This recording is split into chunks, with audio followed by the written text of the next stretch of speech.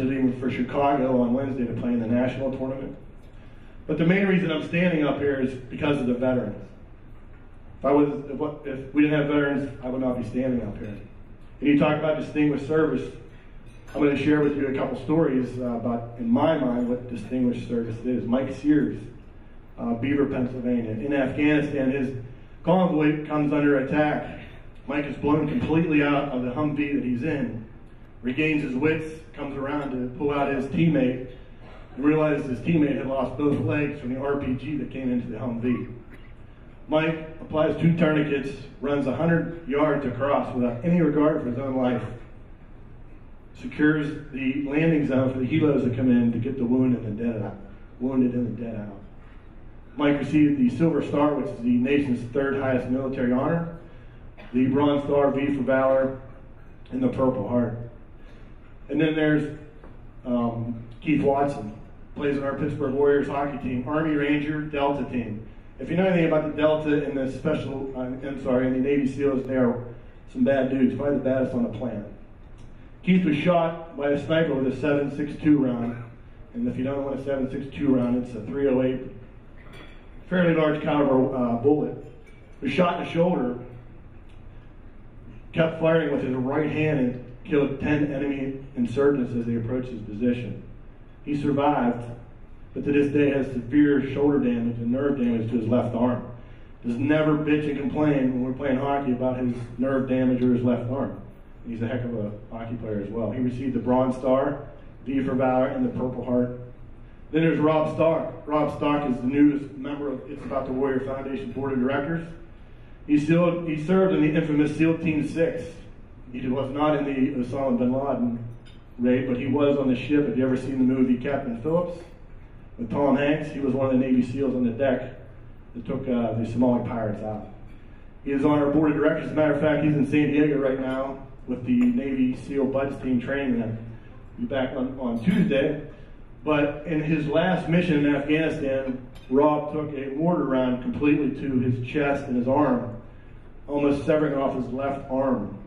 And when he describes what he went through, he said, "You know what, Mont?" He goes, "I got up." And he didn't say those words, a lot of F-bombs. He tightened the tourniquet down, because they're trained to survive in the battlefield. Tightened the tourniquet down as best as he can. If you ever saw the picture, it looks like a great white shark took his whole arm off. He continued to lay fire down because he was a sniper and killed 25 insurgents as he continued to bleed out. And at one point, being a huge Penguin fan, he said, "Fellas, it's been an honor to fight with you. Let's go Pens." And he survived. He passed out. He survived. They threw him in the back of the truck in the mountains of Afghanistan. He survived. And last but not least, Brandon Rumble. I don't think he's here. Did he? He didn't show up yet? Okay. Now, some of us know Brandon, most of everybody from Intercom and Larry. Brandon is from Uniontown, PA. He was a Marine in Afghanistan. His junior Marine stepped on an IED. And Brandon, being the leader he is, ran into the field to save him and stepped on an IED himself, losing both legs. So I met Brandon 5 years ago. He was kind of like Lieutenant Dan in Forrest Gump, pissed off at the world, depressed. So I kind of sat him down. I said, "Look, Marines don't act this way. You survive for a reason. Figure out what it is. Go out and speak. Tell your story. Perseverance, resiliency." And this kid is a rock star. He travels all around the country speaking. And actually, he's working with Paul Mango, who's running for governor. So as I receive this award tonight, I think of distinguished service, and I honor them with this award tonight. Thank you very much.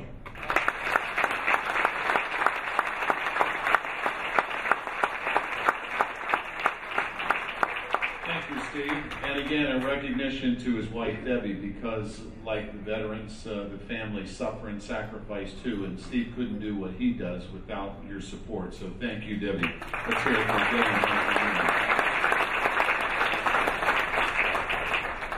You know, we were looking for somebody, a keynote speaker, who would inspire this audience, and this guest is a great story. When I was a young broadcaster, a rookie for the Pittsburgh Steelers, we ended up at the same charity event. Merrill Hodge, number 33 for the Pittsburgh Steelers. And two things stick out to me after I met him. He told us the story about how one of the veteran players. Craig Wolfley couldn't go to this charity event, and him being from, Idaho, he was told he needed to do a little speech at a midget football banquet, and Merrill never heard the term midget except in reference to little people. So all the way driving to the event, he thought how inspirational the little people are playing football. What am I going to say? How can I inspire them? And then when he got there, a little late, they dragged him in, and he looked and he realized, oh, these are just kids. That's how our relationship started. And then I remember him in a playoff game in Denver. It was absolutely an unbelievable performance, and even though the team didn't win, everybody knew what kind of heart Merrill Hodge had. But little did we know, he played in the NFL for 8 years for the Steelers and the Chicago Bears and suffered career-ending trauma in his concussions, and then ends up battling cancer, and then has open heart surgery. And he is the author of a book called Find a Way, 3 Words That Changed My Life. We're so honored to have Merrill Hodge here. Take a look.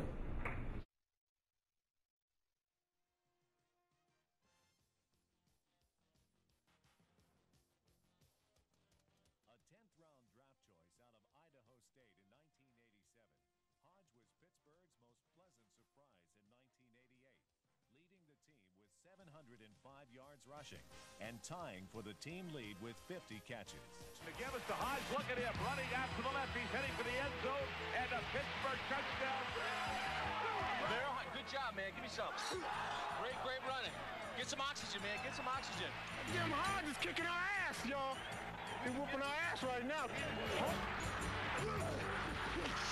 Merrill Hodge did the bulk of the damage, a 2-touchdown, 175 total yard performance that dealt the Patriots their 11th straight defeat. And hands it off to Hodge. Here comes Hodge over the left side. 35, 30, 25 down the sideline, staying in bounds. He's all the way down, goes into the end zone. Will they give him the touchdown? Dick, what a block by Merrill Hodge, the fullback.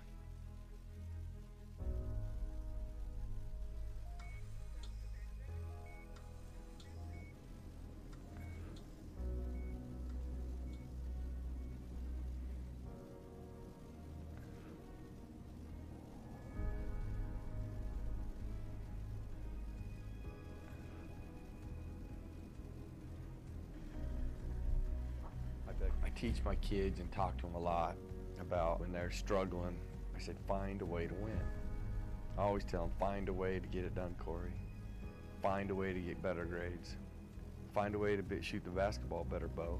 And they've been good at finding ways, whether it's practice, it's, asking questions, it's getting help, whatever it is, find a way to get it done. Along with the bald and beautiful Merrill Hodge. I like it. Good thing you said beautiful. I picked Tennessee to find their way into the playoffs. You better be smart. You better be able to learn things and apply things.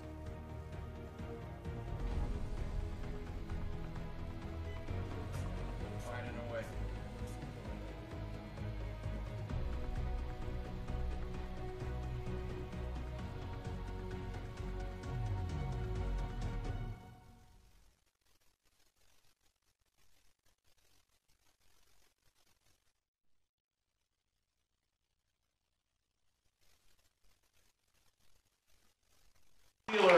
Merrill Hodge.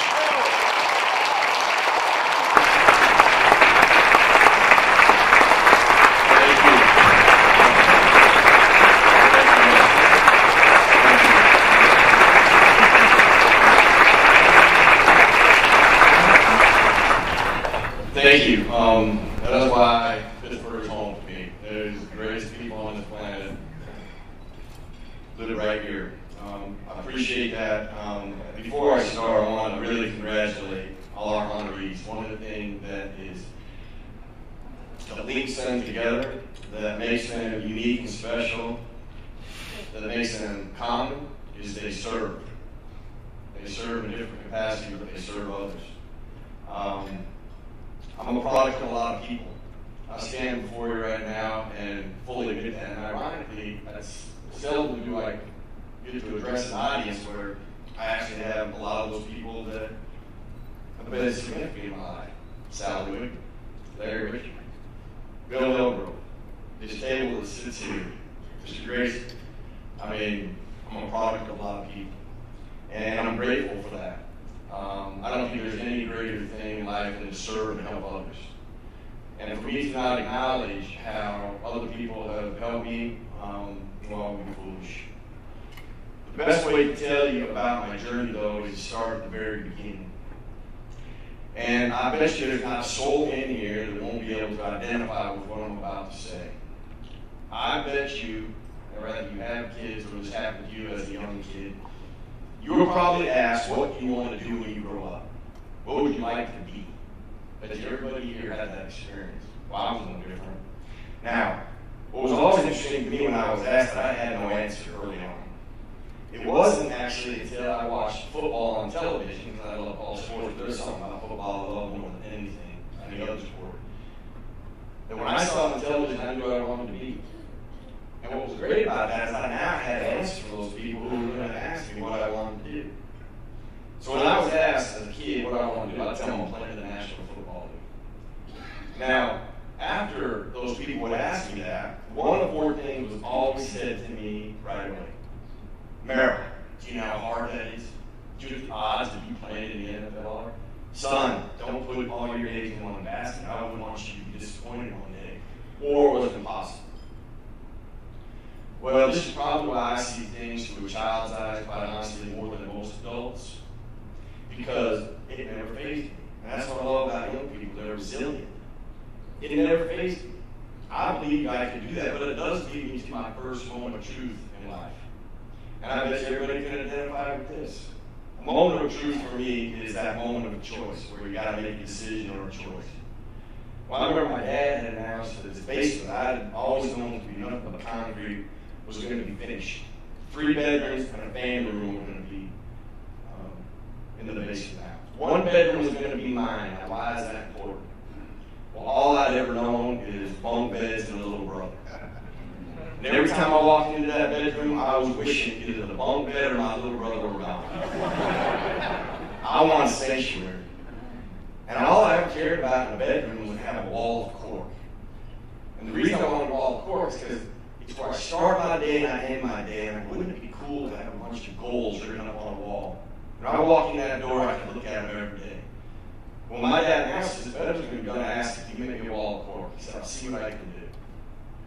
Well, now it feels like an attorney. I got time on my hands. I decided to write down every goal I've ever wanted to accomplish from junior high all the way to I would play in the National Football League. But at the top of that pyramid, when it was going to sit, I want to play in the National Football League, how can I make it special? Ironically, as a kid, my favorite team was the Pittsburgh Steelers. My favorite player was Walter Payton. I got a picture of Walter Payton out, a picture of the Pittsburgh Steelers, and a symbol of the National Football League. When my room gets done, I come running in there, and that wall that I had envisioned was nothing but white sheetrock when I got there. But I looked to my right, and my bed was bumped up against a chair rail, and there was 3 panels of cord. Half a wall, not an entire wall, but big enough. I pinned those poles up, and at the top I sat and looked, and I was playing in the National Football League, Walter Payton, the Pittsburgh Steelers, and the National Football League. Here's that first moment of truth happened in my life. I couldn't help but revisit all the things that were said to me, how hard it was going to be, the odds. Now, for those of you who don't know this, I didn't know at that time, 0.02% of high school kids ever played in the National Football League. Obviously, there's some validity to those people saying the odds are against you. Don't put all your eggs in one basket. I have never understood that. It is okay to have more than one basket in life. And if you're going to go after something, you better be all in. I was smart enough at age 12 to know it wasn't impossible because I've seen cats do it. So it's not impossible. But the more I thought about that, the more those words and thoughts consumed me, and the more I would play in the National Football League, nothing more than words on a wall.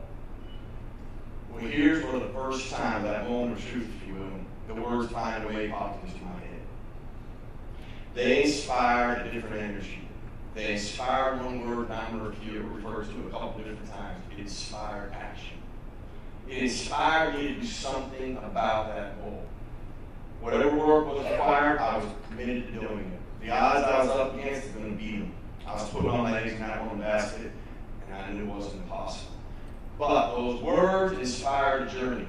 To a degree that I moved all my goals down to the top of that wall, I could find a way there. And for a decade, they would resonate with me. Because as you know, in this room, we don't always have great days. There's those days where they don't go well. But those words always inspire action. It sends me on a journey. I start thinking, who's doing what I want to do? Who's good at it? Who can help me?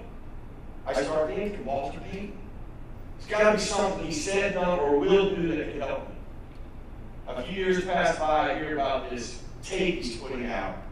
It's about behind the scenes of Walter Payton.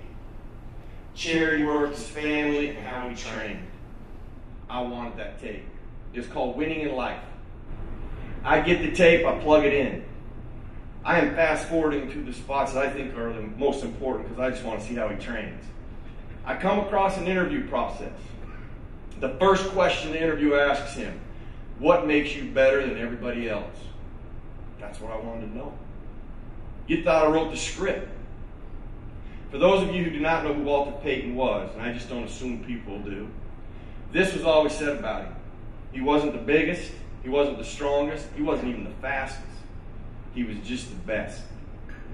At age 15, that's confusing. How in the world can you be the best football player in the National Football League and you're not the biggest? You're not the fastest. How is that possible? Well, when he was asked what makes you better than everybody else, he said something as profound as I've ever heard a human being say it. He paused and he said, because I want it more than they do.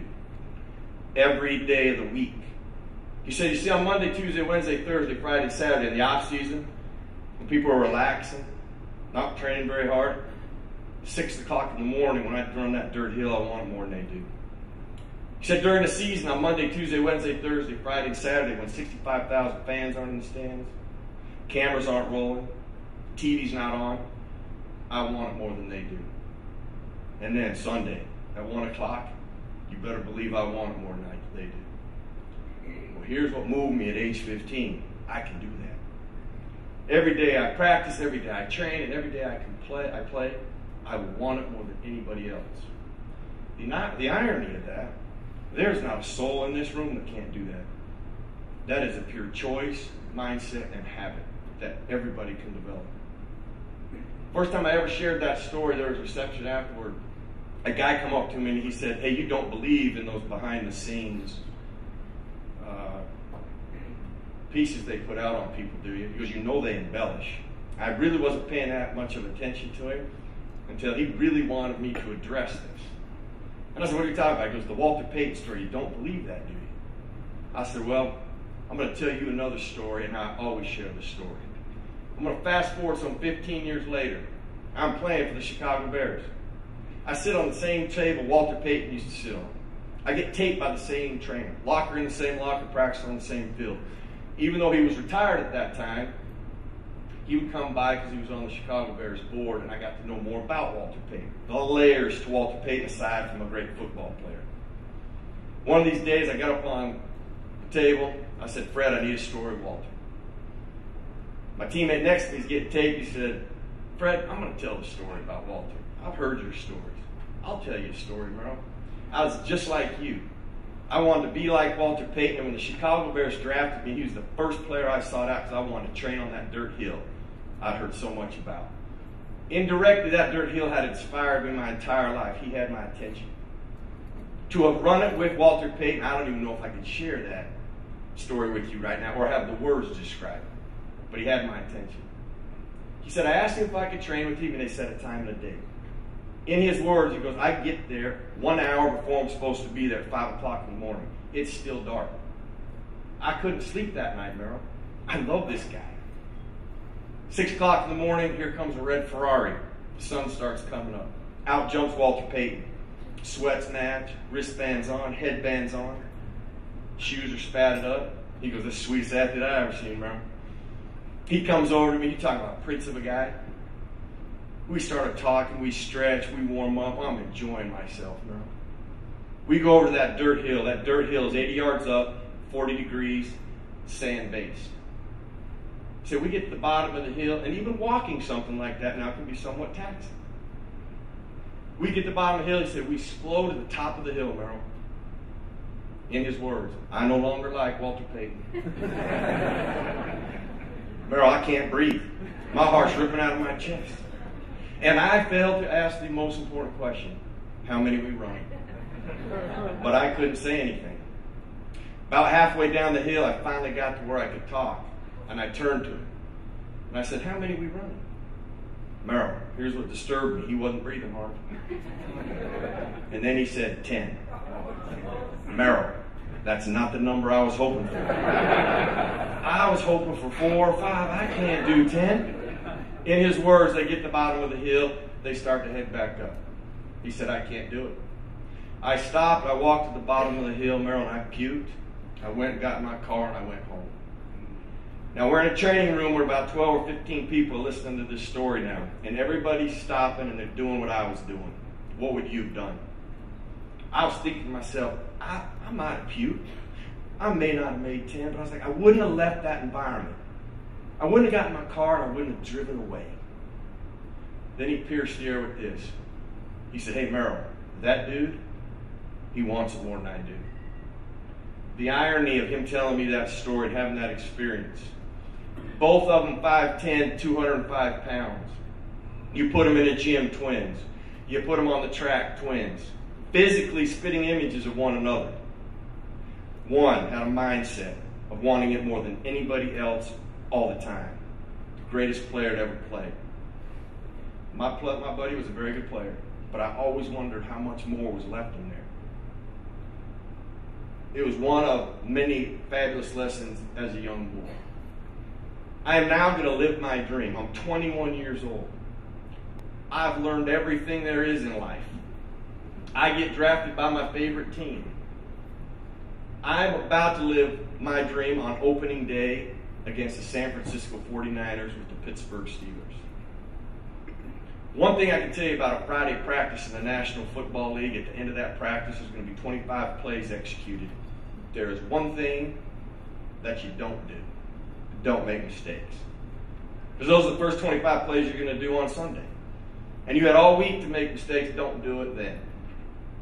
We stepped in the huddle. Our quarterback calls a play. I immediately know what I'm going to do. I'm going to block the outside linebacker if he comes. I run a flat route. I sure hope the quarterback will throw it to me. Quarterback gets under center, drops back. Linebacker drops. I run a flat. Wide receiver run the route on the other side. Wide quarterback throws the ball to wide receiver to the other side of the field. Wide receiver catches it, starts to run. Whistle blows. Merrill, what are you doing? I've been in Pittsburgh about 4 months. I don't know everything, but I do know one thing. Chuck Noll never stops a play and asks you what you're doing if you're doing it right. Well, I'll tell you this, like fear went through me. I was like, that linebacker had blitz, and I don't pick him up, I might not see opening day. I've seen people get cut in training camp, be escorted off the field, and they go away in a white van, and you never see them again. I didn't want to go away in the white van. The linebacker wasn't covered. I'd done the right thing. But when he asked me what I was doing, I wasn't doing anything because the ball was on the other side of the field. So my response to him was nothing. He said, that's the problem. He said, you see, bro, I didn't keep you on this team to be a common football player. He said, heck, I could call anybody we just cut. I'm going to bring him back here, and I'm going to do what you just did. He said, I'm going to do you one better. On Sunday, I'm going to pull somebody out of the stands and do what you just did. Don't be common. Be uncommon. Go help your buddy. How do you know he doesn't get hit, he'd fumble, you'd be there to recover for us? You can't do that standing there. Go help him. How do you know he doesn't break a tackle, you make a key block, and you score a touchdown? He went into a dissertation about being common versus uncommon. If you'd have asked me, was I doing everything I could possibly do at that time before that challenge, I'd say yes. I thought I did. We widened my scope. There was more I could do. It changed my career. That habit alone, that challenge alone, took me from being on a team to a starter in the National Football League for nearly a decade. I just changed that. I took that challenge. I was uncommon every day. The irony about that, there's not a soul in here that can't be uncommon. In whatever you're facing or you're dealing with. How does something and those fabulous lessons inside the white lines translate outside that arena to everyday life, to business, to challenges they do? On February 14, 2003, I would field a call from my doctor, Stan Marks, confirming that I had a 3-pound tumor in my lower back that was malignant. He said, Merrill, you're going to go through brutal chemotherapy. Anywhere from 14 to 17 days after your first treatment, you're going to start losing your hair, so you might want to shave your head.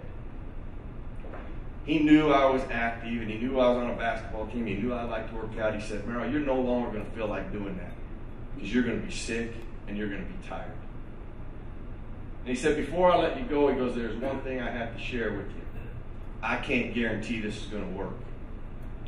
Of all the things that he said to me on that day, I've never heard that. I played in an environment, something always worked. 2 things consume me, chemotherapy and dying. I am not articulate enough to describe the emotions of that day other than they were the darkest days of my life. Chemotherapy and dying had overwhelmed me.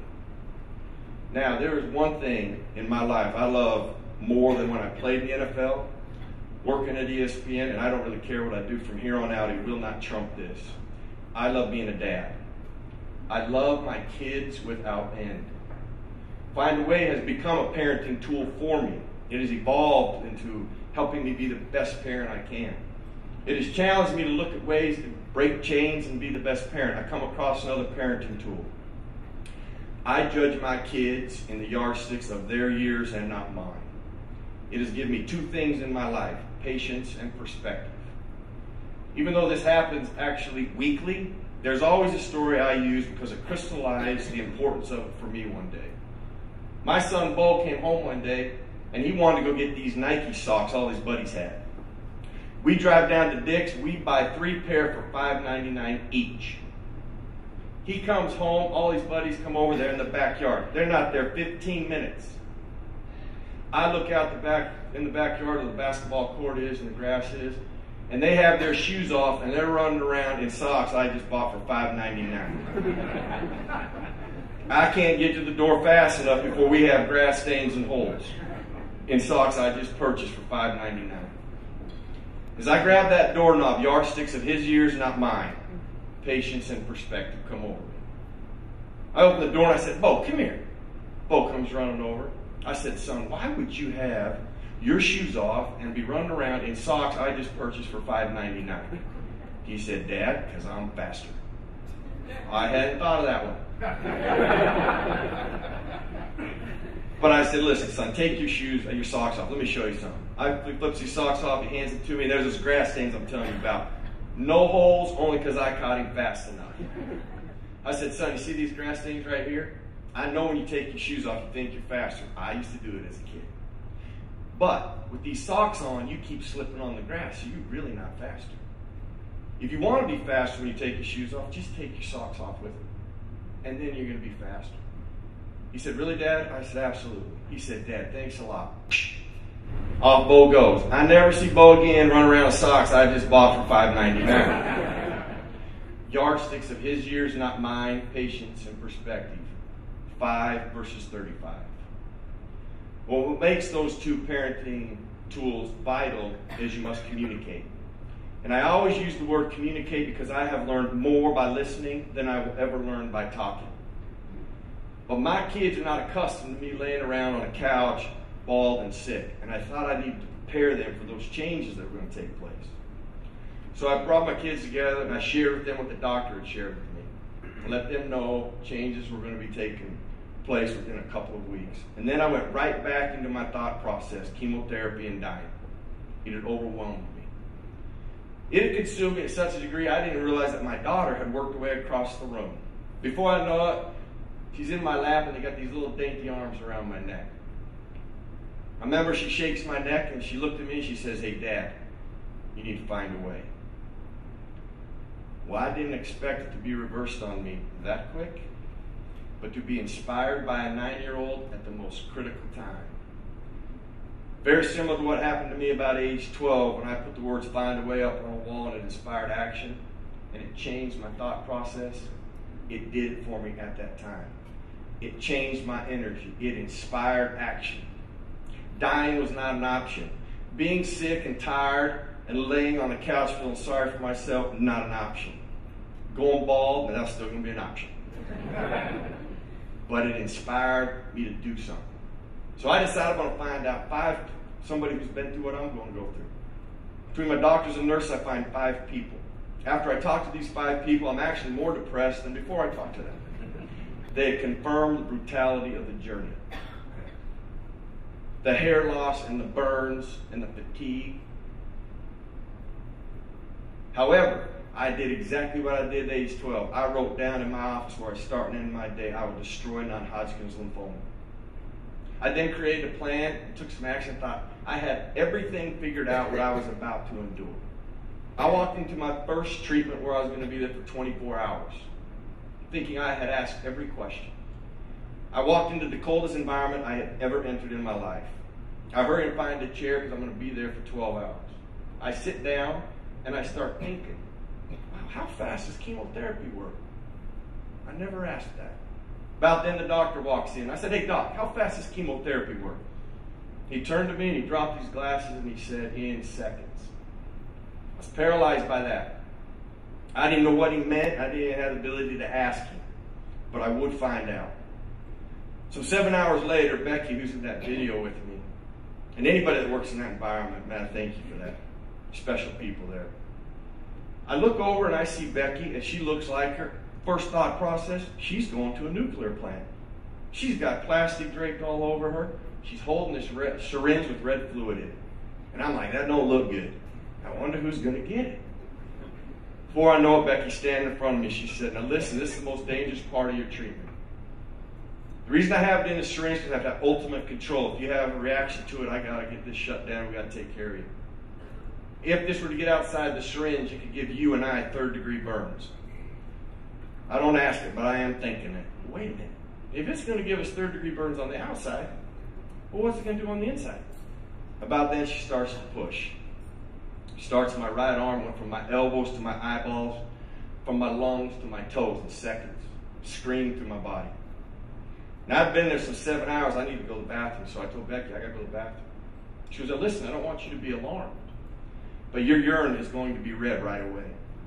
I need you to do me a favor, because what I put into you went into 100% potency. And it's going to come out at about 80% potency. And if it splashes up on the porcelain, it will eat it. So can you please flush the toilet twice? Sure. Well, now I know what I'm up against. Well, one of the challenges I had in my life way back then of being uncommon, I put that to the test. Ironically, I had a basketball game right after my first treatment. I went and played in it. I got up and trained just like I would do every morning before I got my kids ready for the day for school. Here's what happened in that 24-hour period. I turned some 2 gallons of water. Why is that significant? Chemotherapy may work in seconds. It doesn't leave your body in seconds. So the more you can hydrate, or the more you can run fluids through your body, the quicker you can recover. They encourage you to drink 8 ounces of water, feel sorry for yourself, and use 1 pore. Did you know you have 20,000 pores in your face alone? I used every pore in my body. Instead of the 21-day window they gave me to recover, I could go back every 14 days. Instead of it taking 6 months, it takes me 5. By the time I was done, I was cancer-free. Modern-day medicine had a factor into that, without a question. And it really should give everybody hope in here, that they continue to advance in that department. However, the things I learned inside the white lines made a difference. Being uncommon and wanting it more than anything in the world, those habits matter. In this room, there's nobody that should walk out of this room going, just can't do that. Because you'd be wrong. You have the 2 most important tools known to mankind to make those things happen. Mentally and spiritually. Our mind is the most powerful tool we have. It is not like a muscle where one day the weight is too heavy. It is the most powerful tool we have. As we learn how to exercise it and strengthen it, the more powerful it actually becomes. It will never tap out. Everybody here has that ability. Now, I don't know what your goals or challenges are in life, but I do know you have them. And you have the ability to take them on or overcome them. This is one of those environments, actually, from everybody that will stand up here, from before me to after me, they're testaments to that. They're examples of that. I'm inspired by that. That is why I believe life is the greatest team game we all play. Individually, we are all strong, but collectively, we're powerful. I am grateful to have been your teammate for a little bit this evening, and to be inspired by people who serve and love others. Thank you for allowing me to be your teammate for a little bit, and good luck to you as you find your way. Thank you.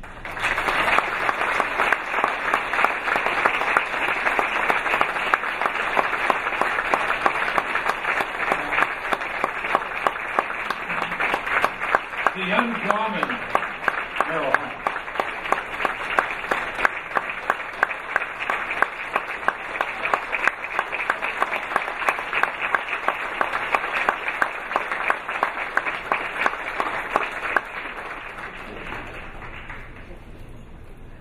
Who also happens to have the nicest suit in the building, on top of everything else, looking like Paul Newman, and being such an inspiration. Merrill, thank you so much for all you do. It's hard to believe that was 30 years ago. I mean, that's impossible. Impossible. And as Merrill pointed out, we are in a room with a target-rich environment for people who feel the same way. We wanted to look for people in our hometown. I'd say they're ordinary people, but they're really extraordinary, doing extraordinary things for others without asking for anything for themselves. So our first of our 5 hometown heroes is really a combination of military hero and a hometown hero. Born in the Hill District, Eric Thomas Housey enlisted in the U.S. Army at age 17. By 21, he was in Iraq performing military police operations. You ever walk by homeless people? Try not to look? Because you can't. You don't want to. You're afraid they'll ask you for something, make eye contact. But did you ever wonder, who are those people? What's their story? How did they get into the street? Eric found himself in the streets of Pittsburgh and struggled as a homeless veteran in our hometown for several years. But then what's most extraordinary is, how does he find his way out and then turn his life around to help not only other veterans, but other people who are suffering the same fate? Our hometown hero, Eric Thomas.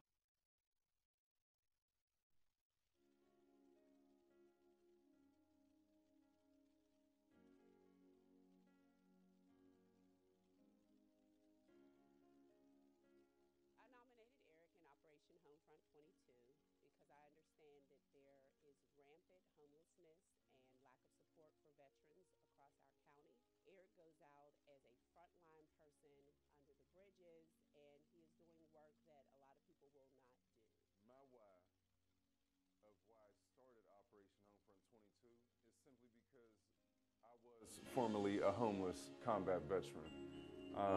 Everyone has a different story to tell, and my story is very similar to a lot of those who are experiencing homelessness. It is now my call of duty to do the same for others. It is now my call of duty to create a Pittsburgh unit that will follow that call of duty. The least that we can do is to be able to offer them a little energy and nutrition, as well as a warm smile to show them there is hope and that they're loved and they have people that care for them. A young person so driven to do something positive, because he could have done a whole lot of other things here, but he made the positive choice to go do something. Not only does he need to be recognized, but there are a lot of other people out there that need support as he did. Thanks, brother. I appreciate you. All right, man. It has become a passion of mine to be able to provide a bridge, not only for homeless veterans, but also for ex-felons, to connect them with resources that will offer them a better chance at life. today with Operation Homefront 22, we wish to inspire and empower you to become the hero that everyone is destined to be.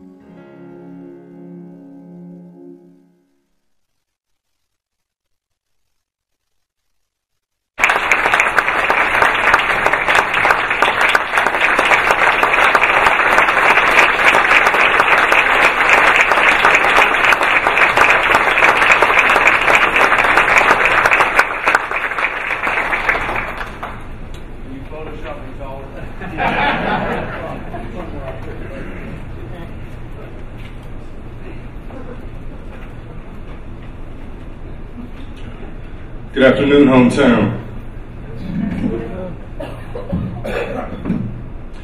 I'm Eric Thomas Howes, a former homeless combat veteran, born in Pittsburgh, Pennsylvania, and native of the Hill District. First of all, I would like to thank God, Katie K.A., my wife Christina, my sisters, Maisha and Leslie, and especially my mother, Angela, and father, Alan, who at a young age showed me the value of community service.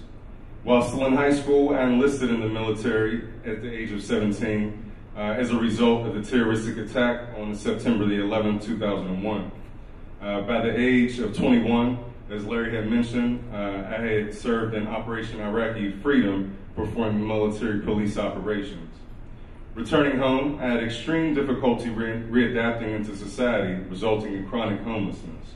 I had fought for my country, but I felt like no one was there to fight for me on the home front. I was broken, drowning in depression and PTSD, and what's worse is that, like many other vets, I didn't feel comfortable talking about it with my family. I felt like although my unit had left the war didn't leave me.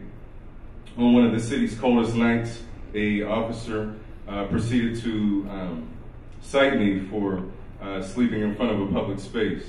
Once she noticed and took the time to find out that I was a veteran, instead of taking me possibly to jail, she checked me in at the VA hospital's Veteran Recovery Center. I lived at the VRC for months, working out barriers towards recovery and self-sufficiency through supportive services offered by the VA hospital. As a result, I am now empowered and employed. Having experienced homelessness, I realized that I was not the only one suffering. I learned that each year there are over 250,000 soldiers returning home that need help reintegrating into society, and that was the moment that everything changed. Today, I'm using my misfortune in life to minister and empower others to a better world of service. My national military charity organization, Operation Homefront 22, which according to the VA stats is the daily number of reported veteran suicides, we actually provide a bridge to give homeless veterans across the country a better chance at life. In the Pittsburgh Center, we have donated hundreds of basic need items, including food, water, socks, and toiletries to homeless veterans in need, while also providing referrals to long-term recovery, housing, and employment. I have committed my time to the great cause of helping veterans across the country to not only to get the help that they need in their daily lives, but to also help underserved veterans to get back on the right track. In the Bible, Matthew 25:36 says, "I was naked and you clothed me. I was sick and you visited me. I was in prison and you came to see about me." With that being said, I encourage everyone to support Operation Homefront 22 because you have not lived until you have done something for someone who can never repay you. There's still a lot of work to do, but I have a dream that one day, together, we can win with the support of those like Merrill Hodge and Steve Monteleone and others in this room to end veteran homelessness and reduce veteran suicide across the country. My fellow Americans, if you want to go fast, you go alone. If you want to go far, let us go together. Thank you for the nomination, the award, and support.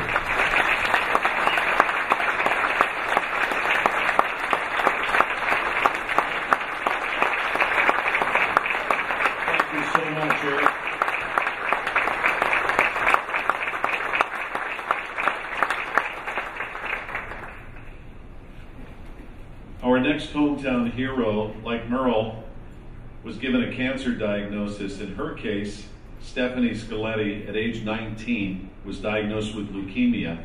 And as she'll tell you, Really didn't know that much about what that meant or what it would bring. Confronted with similar things that Meryl talked about, hair loss, crippling fatigue, other side effects, she beat cancer and then decided that that was an inspiration to turn around and help other people, especially young people who were dealing with the same issues, that she could inspire them. So she created the Young Adult Cancer Support Group.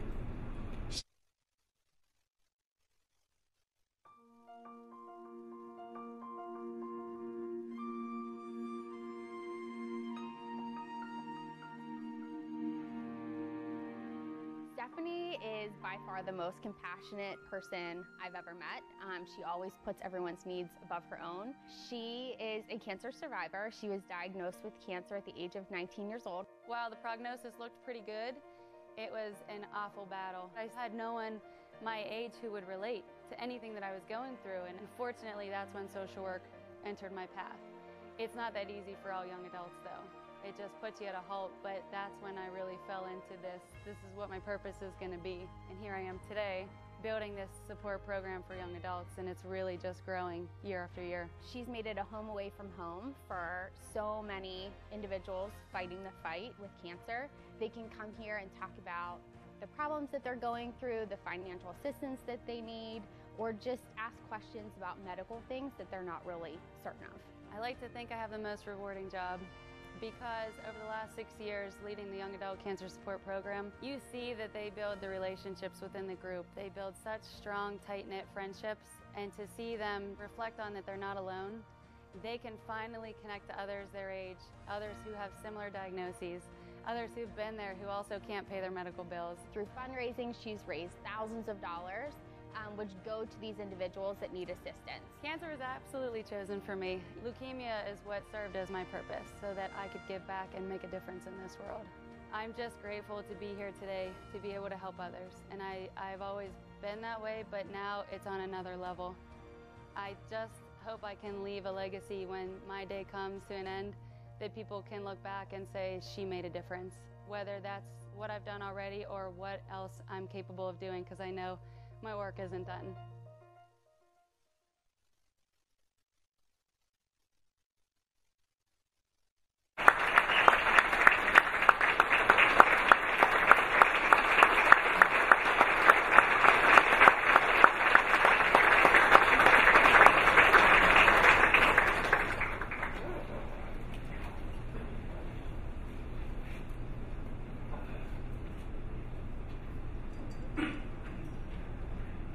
Good evening, everyone.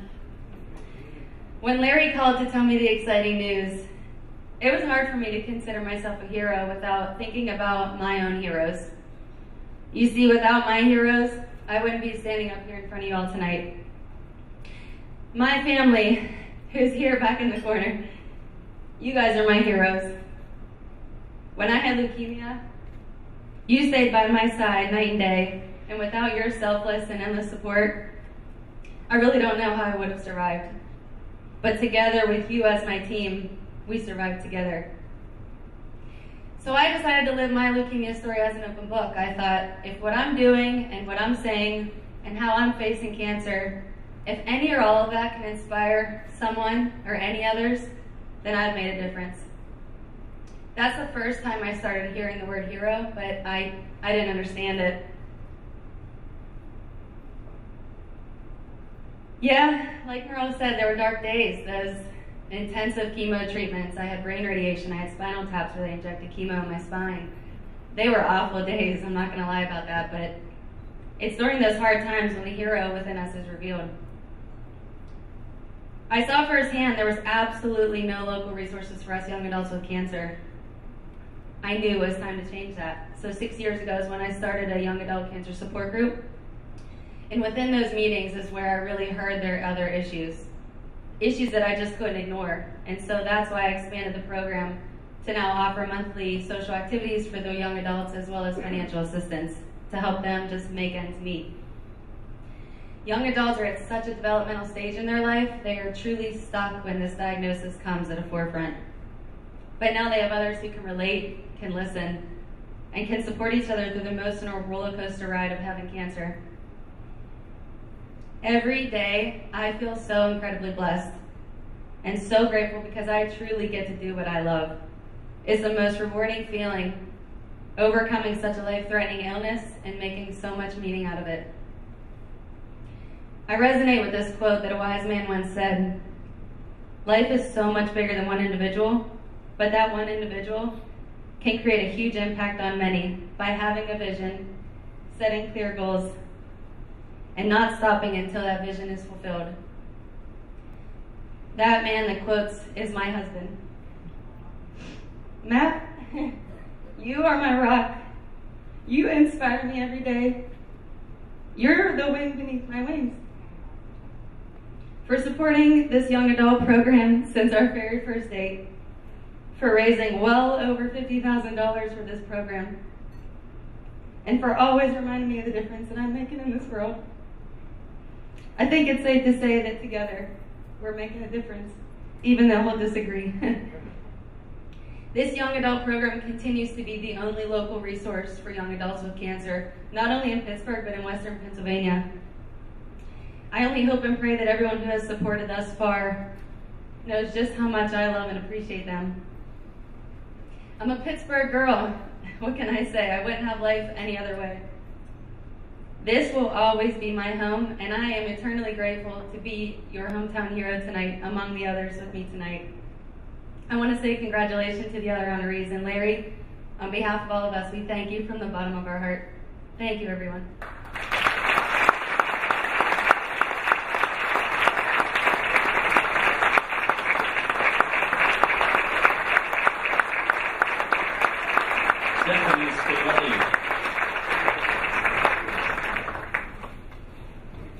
Next, I want to introduce you to Pittsburgh's Mother Teresa. Is that okay, Sharon? Sharon Boone. A native Pittsburgher, has a heart for the hurting, she said. And she's going to tell us about that, but take a look at hometown hero Sharon.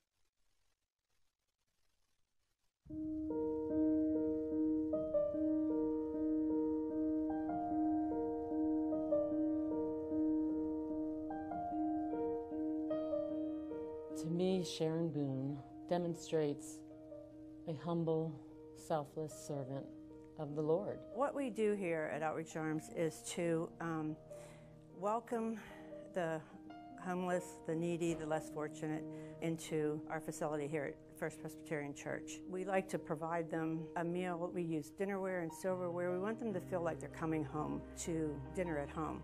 Sharon's focus is just establishing relationships with our guests. You could see her in the back preparing the meal, serving the meal, praying with our guests, thanking our volunteers. Oftentimes, this is probably the only time of the day that someone actually spoke to, our guest. She is our modern-day Mother Teresa. I've always had a heart for the hurting. There's so many people that just need someone to care about them, someone to love them, and someone to tell them that they're important. The food that we serve, it's a great meal, but it's really the instrument that we use to get in front of them, to help them open up to us to what they need for their next step in life, whether it's employment, whether it's housing. We help them with sometimes job interviews, providing clothing for them. But we're basically the first line of who they meet. We're boots on the ground. My mom is a hometown hero because she's just amazing. Everything that she does without any recognition. She doesn't do it for that. She does it for the love, the people that are down here. I'm just amazed by her dedication and compassion and the respect that she gives every single individual. I think she gives them the dignity and the self-worth that every individual should have. I just think of it as something that I love to do. We actually are all called to do to help one another.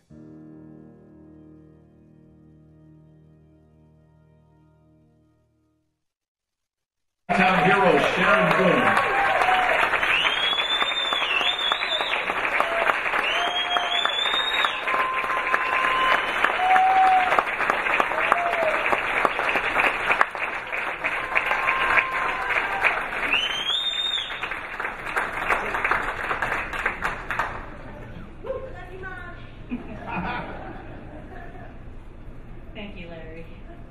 I can't begin to tell you how honored I am to be here. Those of you who know me know how much more comfortable I am behind the scenes. So if I seem a little nervous, it's because I am. I have so many to thank for this recognition. I'd like to thank Carmen for her nomination and all that you do, Carmen, for Outreach Durham. I'd like to thank Larry Richard and his team for hosting this wonderful event and all that you do. I'd also like to congratulate the other nominees who saw a need and, in Merle's words, found a way to make a difference. I would not be standing here tonight without the vision and support of the co-founder of Outreach Arms, who just happens to be also my son, Rob Rudy.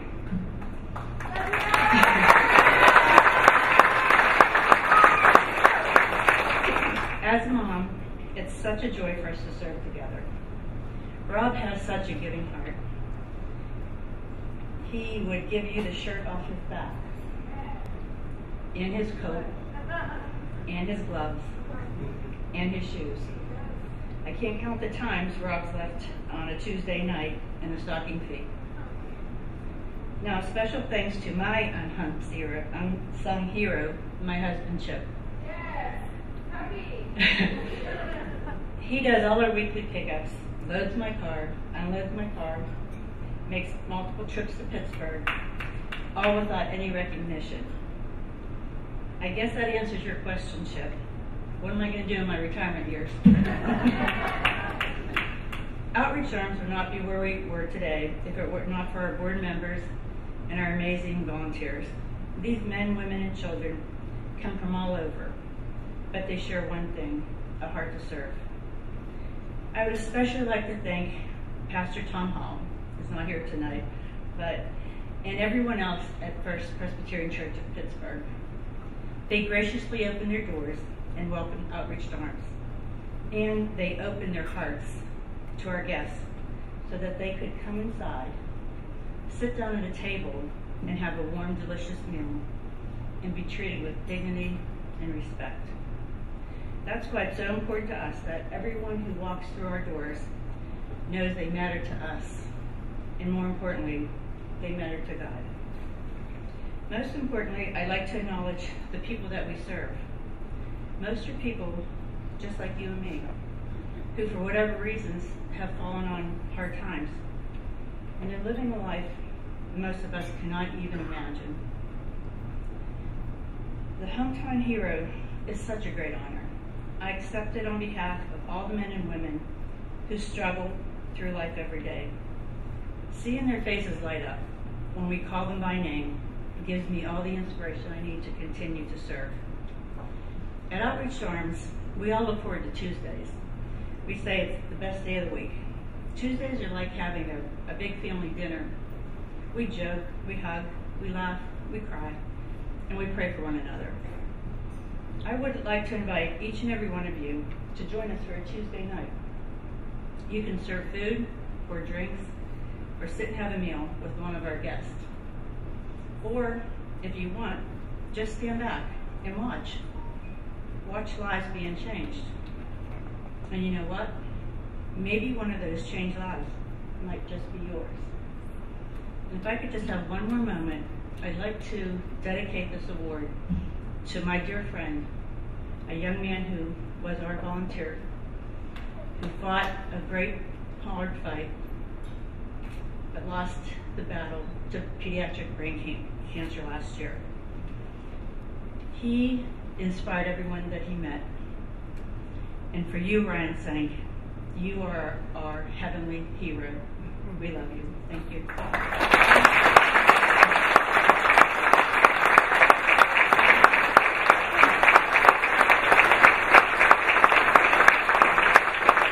Sharon Bloom. And if you see her downtown, you say, Mother Teresa. That's incredible, really. What you started just because you wanted to. Our next hometown hero, this is a little different. There's an evolving and growing sport. You would think with Three Rivers here, it would be a natural, and it is. It is rowing, and the Three Rivers Rowing Association has an incredible young, energetic woman behind what she's turned into a fantastic way to give back, Samantha Finnegan.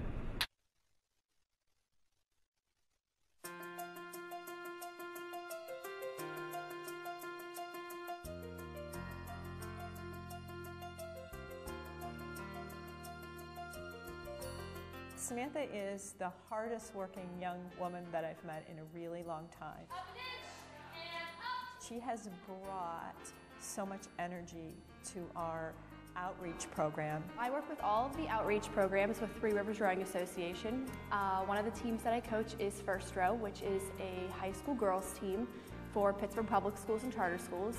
The girls are in 8th through 12th grade, and we really focus on the low-income schools. And we provide rowing to them completely free. It's really important that we get this sport out to them because there are huge scholarship opportunities for these girls to row in college, and that's our ultimate goal, is to get them to college. What Samantha does is she's a friend and a mentor and a coach and helps them become a team. And they learn life skills from her that they will carry through in their whole life. We also have an adaptive rowing team that I coach. The adaptive team has about 30 members on it. People with intellectual disabilities, spinal cord injuries, you name it, we probably have that disability, and I am the coach of it. I also coach the veterans rowing team. We get veterans from the Pittsburgh community involved and try to get them out in boats and in rowing with our summer rec team. It's really awesome to see them relax for once. A lot of them have PTSD, and having them just relax out in the water is really amazing. The reason Samantha is a hometown hero is because she works very, very hard to help improve the lives of so many people in the Pittsburgh area. I am trying to get all of these people that I work with to, live their dreams. When we hit that water, teams are shocked at how amazing we are and the hard work we've put in and how we kick all their butts. So it's pretty great.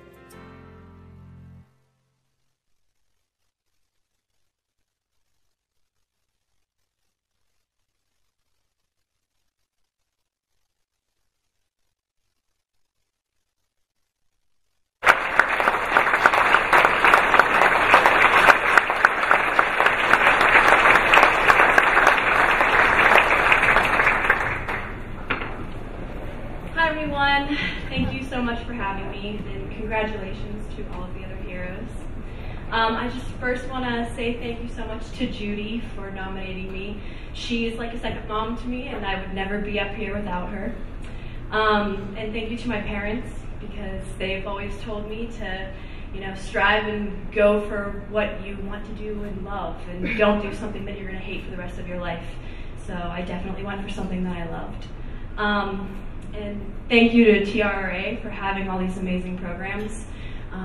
I did my internship here, and I love it, and it's my dream job. So on my first day, one of my first days working with the high school girls team First Row, we were teaching them how to put a boat in the water. And as they were walking down to the dock, one of the girls started screaming and dropped the boat, ran off the dock, and all I was thinking was, oh my gosh, she must be hurt, what happened? My second thought was, oh my God, I can't believe you just dropped a $40,000 boat. But it turns out she was freaking out because her shoes were getting wet, and it was her only pair of shoes. This was a life-changing moment for me, and it's what changed my perspective of this rowing team. Many of these girls have grown up with nothing, and I felt like I've been taking my life for granted up until that moment. We're providing opportunities for these girls that they would never have anywhere else. And I want to be a mentor for these young girls while they are struggling through the tough times of high school and through life. I hope that I'm making a difference in these young girls' lives and helping them to pursue all of their future endeavors. And I really want to be that inspiration for them, and I'm hoping that I'm doing that. So thank you so much for the award, and to Larry Richard for having me here. So thank you very much.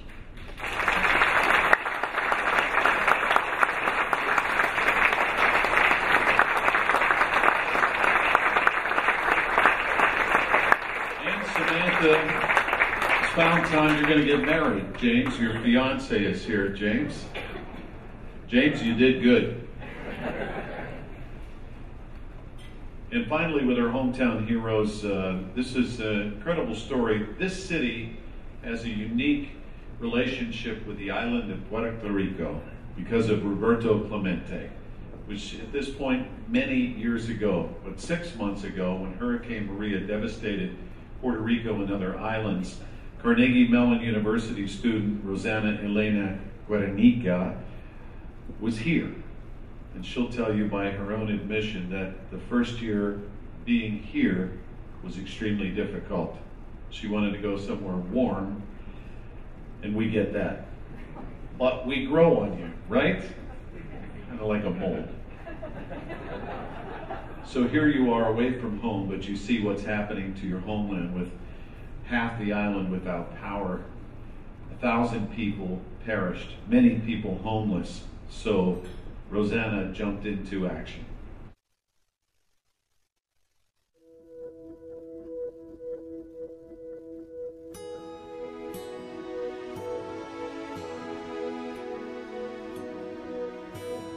The story of Rosanna had her heart break over what her people were going through in Puerto Rico, the devastation, and her decision to step up and say, you know what, I'm not going to just sit back and wish and hope for better.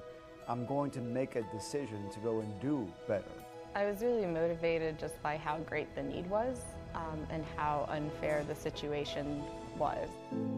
One of the families I was trying to get aid to had a family member who passed away from dehydration. I think it was a combination of that person's death who I was trying to help and seeing all this aid not moving, not going to the people, where I just snapped. It was the first time I really just started crying about what was going on at home, and I needed to do something.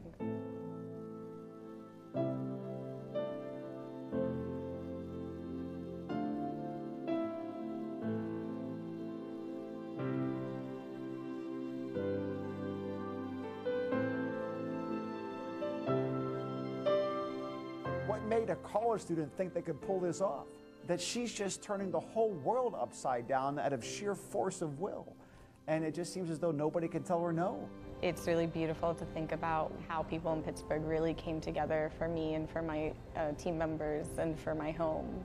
That was a really beautiful thing, and I'll always be grateful to Pittsburgh for that. She's a hero, and not only a hero to the people of Puerto Rico, I think she's a hero to the people of Pittsburgh, that she's our champion. If there's anything I want people to be thinking about when they look at what I did, it's what they can do in their own communities. Because so often we're talking about things in the world that are so unfair and that upset us, and we don't understand why no one's doing anything about it. And I really would like people to remember this story and try to think of ways that they can do something about it.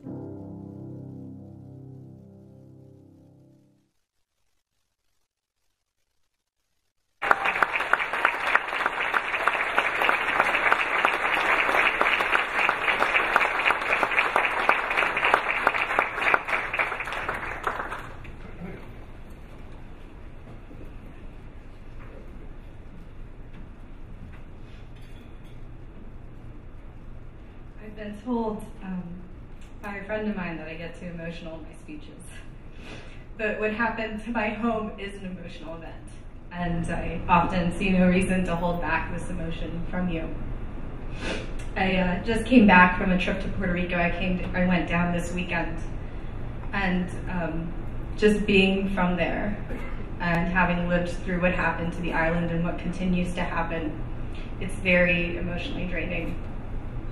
And so tonight I'd rather focus on what my team and I were able to do and what Pittsburgh did for us.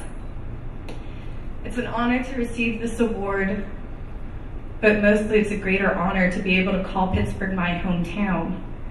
Like any Puerto Rican, I moved here feeling ostracized, alone, homesick. Well, I've been here for 4.5 years, and There's nowhere else I'd rather be. To be honest with you, Puerto Rico will always be where I grew up. It will always be my home. But Pittsburgh is my new hometown. And I'm so honored to be a part of it because you are all so generous, so loving, so compassionate.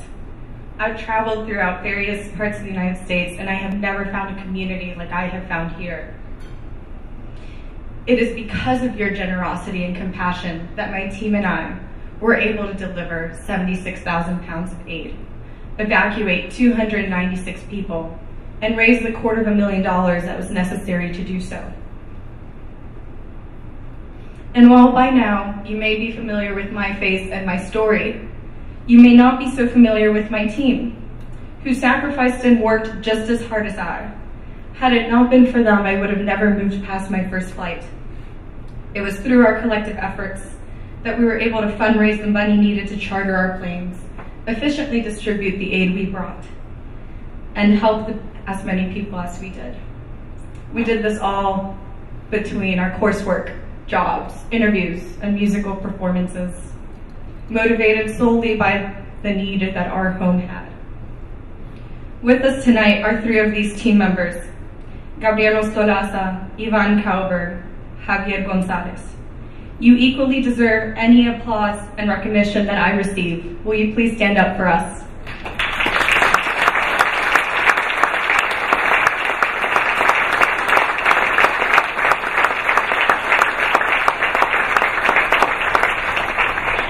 For any of you who think that this is an amazing story, I would like to highlight that we were a team of kids who did this. There was no main philanthropist who was motivating us, no organization guiding us. It was truly a group of students between the ages of 18 and 24 years old pulling this together. Back home, people have begun to say Gracias Maria, which thanks the hurricane for all that it brought, despite all that it took. This phrase is a true embodiment of the Puerto Rican spirit, always looking for light and happiness, even in the darkest of times. And with that, I would like to say Gracias Maria.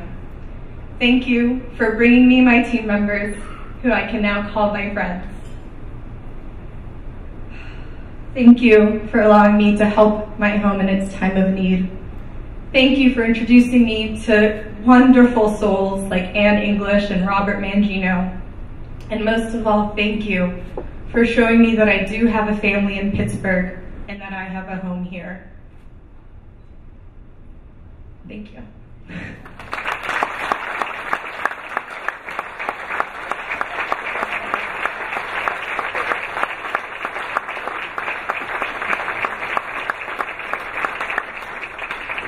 Thank you, Rosanna. And again, I want to echo my thanks to my coworker, Robert Mangino, who jumped in and really supported your efforts. And Rosanna, thank you for giving the people of Puerto Rico an idea of the face of Pittsburgh. I'm sure you changed a lot of lives and let them know that we care here, especially for Puerto Rico. So thank you. Our 5 hometown heroes, let's hear it for all of them. Eric Housie, Stephanie Spillane, Sharon Boone, Samantha Finnegan, and Rosanna Ornico.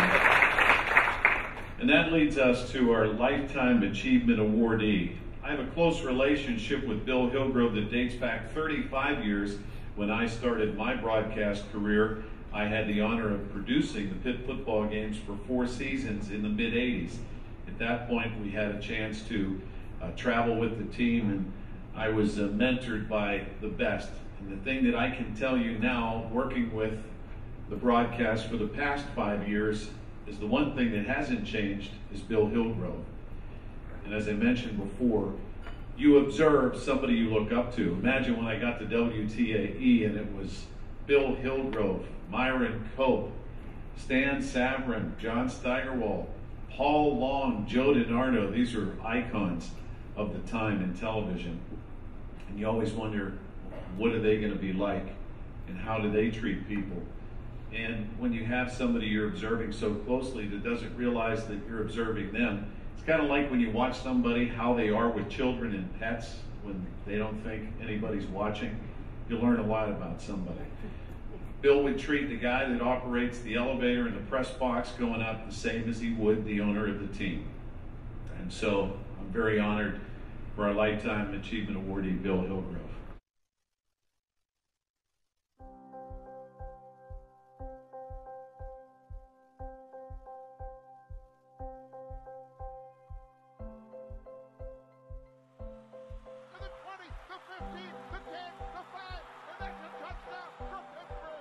I think the unique part of my career is the fact that I, knock on wood, never had to leave Pittsburgh. Let's face it, as the announcer for Pitt football and basketball, I'm one of 130 football announcers, one of 300 some basketball announcers. But as an NFL play-by-play broadcaster, you're in that small club of 32. Anytime you get an award, especially a Lifetime Achievement Award, it kind of hits home. First of all, that your lifetime hasn't been wasted on things that are selfish. I think that's what life is all about, and that's trying to make the world a better place. I support Santa's Kids. We give Christmas to kids that otherwise wouldn't have a Christmas. I support the Trafford Theater Factory, and I also am on the Primary Health Network Foundation Board. And the nice thing about that is we're involved in getting patients to appointments, medical appointments of all types. You know, there is the Autism Society of Pittsburgh. They said, would you host our golf tournament, a big fundraiser? I said, yes, of course, and I've done that for probably 10 years. I just think it's important for all people to think about when you leave this world, leave it in a better condition than when you found it. And I think that's a very, very good thing to keep in the front of your head. Be less selfish. You know, reach out to people.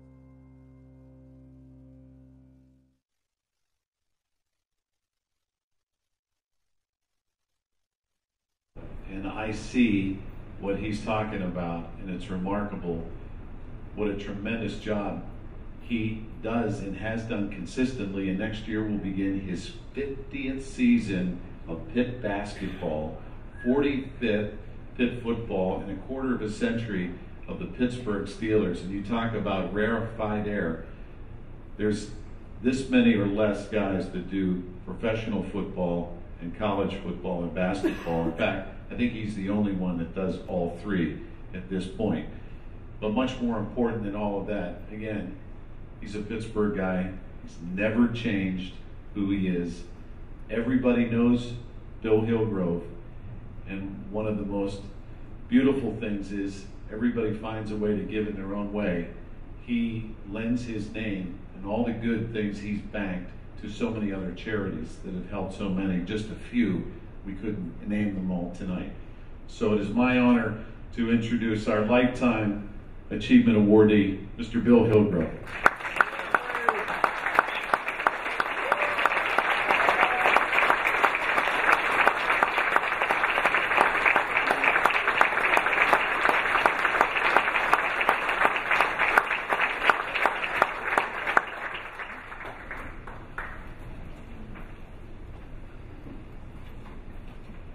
Nice to know that you were young once. I'd like to recognize a member of my family, my son Bill Jr., and I keep track of the Super Bowls because he was born 2 weeks before the first one. So we just hit Super Bowl 52, right? Did I give away? I'm sorry. Bill Hillgrove Jr.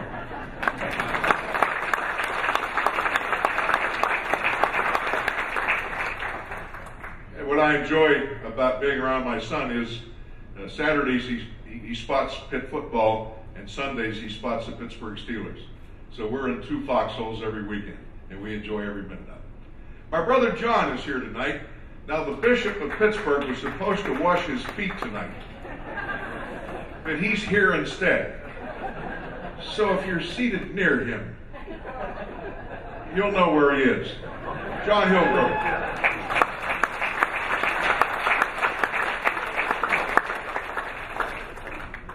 For 39 years, it's been my pleasure to share the microphone with the greatest athlete who ever came out of Western Pennsylvania. And he's here tonight, Mr. Dick Grote.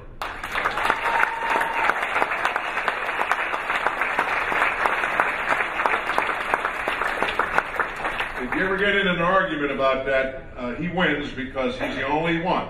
And we've had great athletes. He's the only one that played 2 sports at the highest level.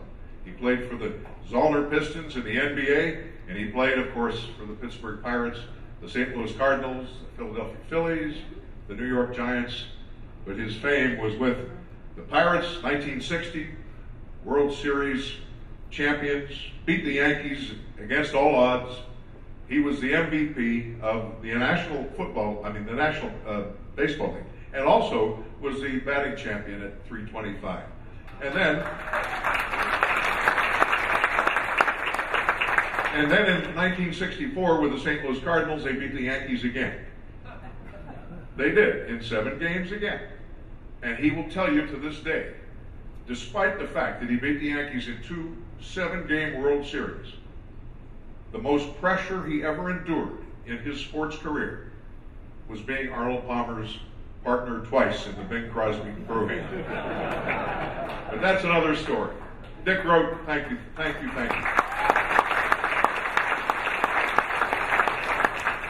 The reason that I've been asked to be here is because of my involvement with other people. And I thank them because they allowed me into their sphere of influence.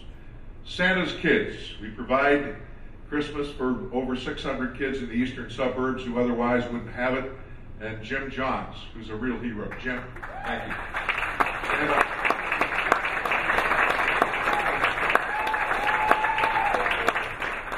the Primary Health Network Foundation in the Shenango Valley, they serve a lot of people. They get them to and from their medical appointments and dental appointments, and a lot of them are Amish people, which is indeed interesting. And so we appreciate the presence of Cheryl Goldstone here this evening, and also Steve Sen and Donnie Perry. Thank you. And Bonnie Dixon, thank you. The Autism Society of Pittsburgh. In 6 counties, they serve over 9,000 people.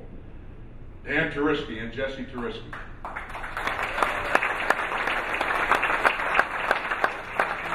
The Trafford Theater Factory, which I've been a part of for a long time, they would have gone out of business after the death of their founder, but we found a way to save it, and it's still going strong.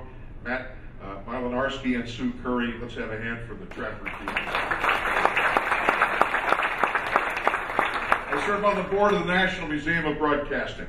Broadcasting was born in Pittsburgh. The 100th anniversary is coming up in 2020. So we hope to have something in terms of a real presence as opposed to an idea. And we're working on that feverishly. Rick Harris and Ron Klink, we thank them. We have people here from Conneaut Lake tonight. Station 3, the fire department up there went into bankruptcy a couple of years ago. We're trying to help them out. And as a result, we have a fundraising sports banquet April the 19th at the Station Fire Hall in Conneaut Lake. And we have a couple of the board members here tonight, Rich Porto and Todd Miles. Thank you.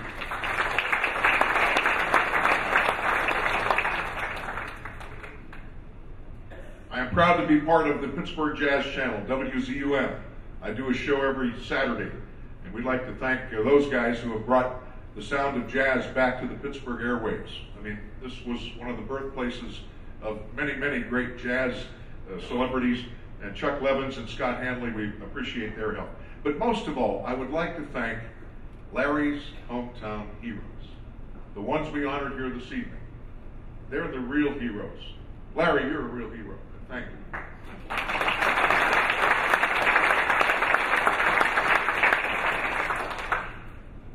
The real heroes in our lives: first responders, police, firefighters, emergency medical personnel.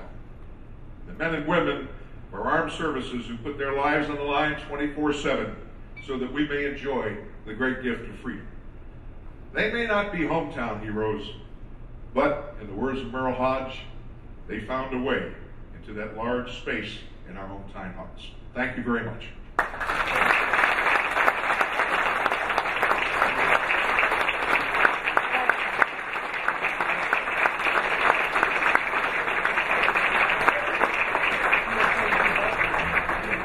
Told Bill, typically Irish people don't hug, but we both married Italian women. So we kind of learned, Bill's wife is an opera singer and a tremendously talented musician, and his mother-in-law is an immigrant who, do you ever remember the iconic picture in Tiananmen Square in China of that person standing in front of the tank? His mother-in-law stood in front of a bulldozer so that they wouldn't raise the KDKA original studios where the broadcast took place. Only in Pittsburgh. You're a half person from everybody else. And then we have a way to attract people from other places and keep them. Really good people, like Pierre LaRouche. Lucky Pierre, who's an amazing individual. Dr. Tom Burnett. You. I look around this room, I see Bill Neal, one of our hometown heroes from a few years ago, Dave Gray, one of our coaches, Douglas Day from St. Barnabas, and they come back to support you. This is your night, and thank you for all you do. You make us look good. You make getting up at 3 a.m. almost worth it every morning to do a radio show, to tell people it's dark and early out. And I'm really good at that. Just like I said, my career flatlined as a senior in high school. So before we go, we just want to show you this artwork by artist Dave O'Brien. Dave, where are you? Dave, there's an artist. And Amanda and Amy are going to show this. And all our silent auction items help to support our Hometown Heroes charities. And this kind of embodies, this is really a unique piece. It's a one and only. Right, Dave? You just did this tonight, right? Here. And how many? 30 minutes. Wow. You did this in 30 minutes? That's not fair. The Lord has a way of spreading talents around. So this is kind of that, image of steel, even though we've evolved into this eds and meds in this incredible place, but it's still the strength of the city. So we'd like to auction this off before we go. And where should we start? Amy, what do you think?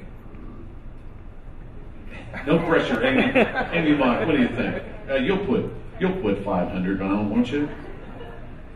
Will anyone bid $500 to open the bidding for a one and only original painting by artist Dave O'Brien that'll help support our Hometown Heroes charities? What do you think, Amanda? Do we have one? Or were you just scratching? Thank you. We have a bid of $500. He'll say $600. $500 is the opening bid, the Dave O'Brien original. Looking for $600, $500. I have $600. Thank you, Paul. $7? Thank you. I kind of guilted you into that. I am good at that. He's my second cousin. That's Bill Hoogrove's second cousin? Oh, the artist. I told you everybody's related. You can't get out of the way in this room without running into people. Hey, by the way, don't tell anyone you saw me here.